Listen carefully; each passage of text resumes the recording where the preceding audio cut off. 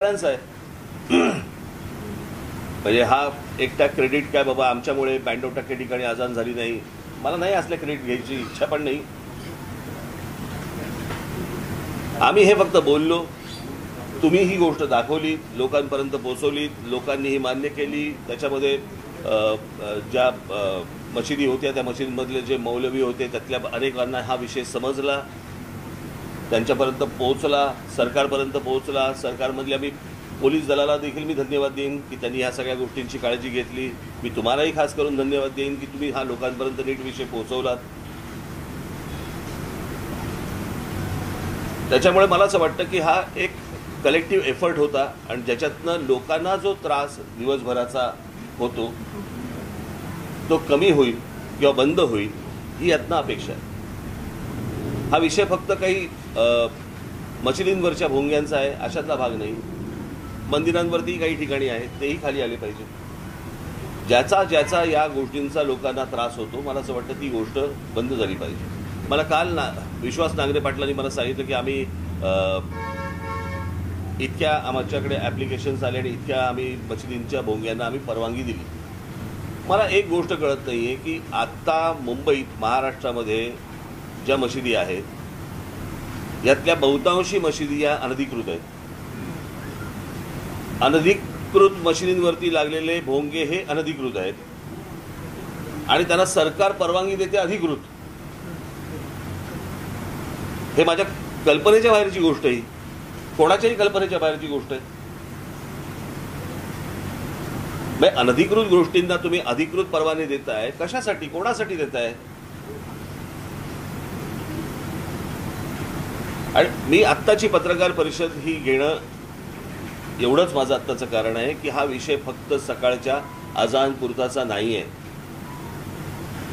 दिवसभर जे काही 4 ते 5 वेळा जी काही बांग दिली जाते, जी काही त्यांची प्रार्थना ते म्हणतात, जे लाऊडस्पीकरवरनं म्हणतात, ती जर त्यांनी दिली तर आमची लोक हनुमान चालीसा त्या वेळेला वाजवणार म्हणजे वाजवणार.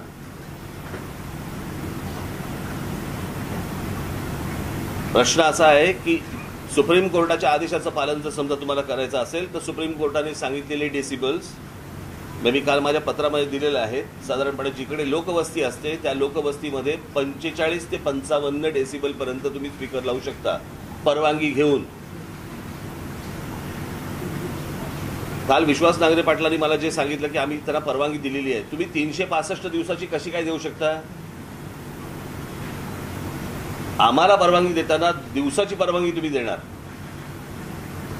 सणासुदीला देताना तुम्ही 10 दिवसाची 12 दिवसाची अशी परवानगी देणार आणि यांना 365 दिवसाची देणार कशासाठी? आणि मला असं वाटतं ह्यांनी पण रोजच्या रोज परवानगी मागितली पाहिजे, तीही सुप्रीम कोर्टाने सांगितलेल्या डेसिबलच्या नियमात बसून. आता ते जे 45 ते 55 डेसिबल सांगितलंय म्हणजे आपल्या घरचा जो मिक्सर असतो त्या मिक्सरचा जो आवाज येतो तेवढे डेसिबल, याच्यावरती जाता येणार नाही. आता प्रश्न असा आहे, मी सांगितलं होतं की हे पहिले भोंगे खाली उतरवा. पोलिसांना काय एकच धंदा आहे का रोज सकाळी डेसिबल मोजत बसायचं? लोकांनी फक्त एवढीच गोष्ट करत बसायची का की यांचे डेसिबल जास्ती आहे का कमी आहे? तुम्हाला प्रार्थना म्हणायची आहे, तुम्हाला तुमच्या मशिदीमध्ये प्रार्थना म्हणायची आहे, म्हणा.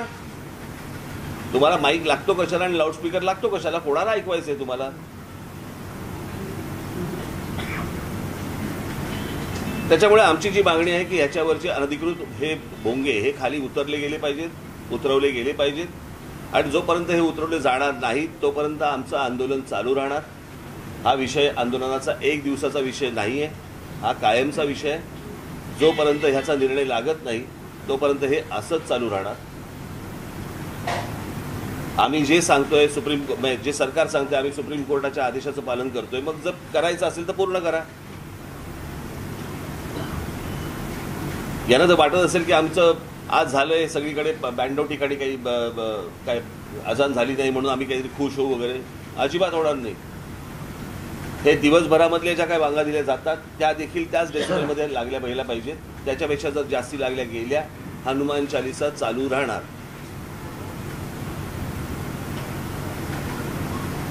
यांचा जर या बाबतीत, बरं मी काल पण सांगितलंय, परत एकदा सांगतो, हा सामाजिक विषय, हा धार्मिक विषय नाही. याला जर धार्मिक वळण द्यायचा जर त्यांनी प्रयत्न केला तर त्याला आम्ही धार्मिक वळण देऊ.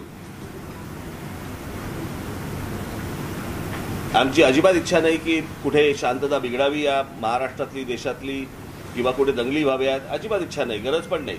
तुमच्या जर लक्षात असेल तर परवा दिवशी माझ्या संभाजीनगरला भाषण चालू असताना ज्या वेळेला तिकडे बांग दिली गेली त्यावेळेला मी हे पोलिसांना सांगितलं.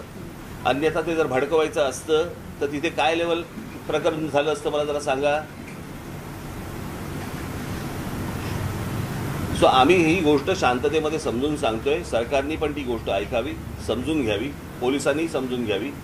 आता त्या आमच्या लोकांची धरपकड कशासाठी धरपकड करताय मला कळत नाही. मला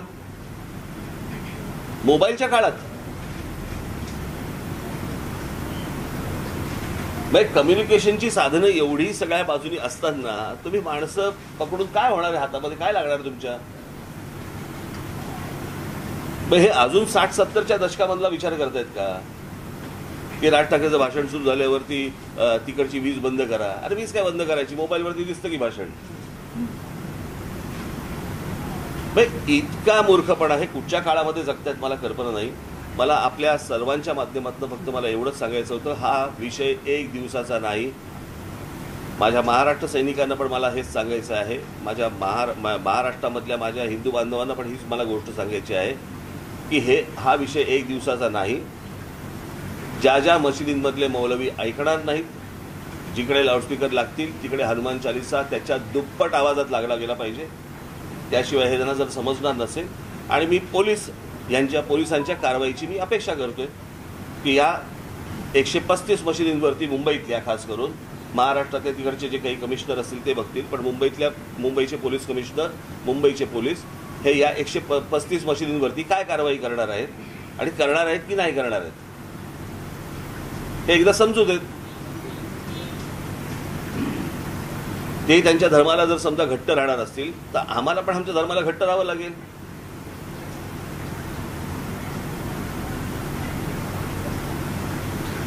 याचा पोलिसांनी विचार करावा, सरकारने विचार करावा. आणि मला असं वाटतं की या महाराष्ट्रात शांतता नांदावी, लाऊडस्पीकर बंद व्हावेत. जेव्हा तुम्हाला सणासुदीला लागतायत, काही सभांना लागतायत, कुठच्या कारणाला लागतायत, आपण समजू शकतो लाऊडस्पीकर. पण 365 दिवस सकाळी उठल्यापासून दिवसभरामध्ये 4-4, 5-5 वेळा तुम्ही जर ऐकवणार असाल तर आम्हाला नाही ऐकायचंय ते. याचा महिलांना, विद्यार्थ्यांना, कोणी आजारी ग्रस्त असतील त्यांना त्या गोष्टींचा त्रास होतो. एवढं पण समजत नाही ह्यांचा धर्म मोठा माणुसकीपेक्षा. परंतु मी परत सांगेन आपल्याला की ज्या मशिदींवरचे सकाळी आज अजान झाली नाही त्यांनी देखील याच्या पुढे ज्या वेळेला त्यांना काय प्रार्थना म्हणायची आहे, एक तर पोलिसांनी हे भोंगे खाली आणले पाहिजे. तुम्हाला जी काय प्रार्थना करायची मशिदीमध्ये करा आणि हे आवाज बंद झाले पाहिजेत महाराष्ट्रामधले. एवढीच फक्त मी अपेक्षा करतोय. परत एकदा सांगतो, हा विषय एक दिवसाचा नाही. तुम्ही 4 तारीख म्हणून 4 तारीख पकडू नका. हा कायमस्वरूपी राहणार जोपर्यंत विषय निकाली लागत नाही तोपर्यंत. सर, एक प्रकारे तुम्ही हे आंदोलन जे आहे ते तीव्र करताय. एक प्रकारे जोपर्यंत हा मुद्दा सुटत नाही तोपर्यंत तुम्ही हे आंदोलन तीव्र करताय. यामुळे समाज स्वास्थ्य किंवा कायदा सुव्यवस्थेची परिस्थिती याचा विचार त्यांनी करायचा आहे, मी नाही करायचा आहे ना. मी तर सोपं सांगतोय की ही गोष्ट बंद करा म्हणून. तुम्ही मला काय प्रश्न विचारताय? असा एक आरोप केला जातो. प्रश्न आरोप करण्यापेक्षा त्यांना सांगा ना की ही गोष्ट बंद करा. कोणी प्रार्थना तुमची काय धर्माची असेल ती म्हणू नका. हे मी सांगतोय का? मी हे बोलतोय का? नाही.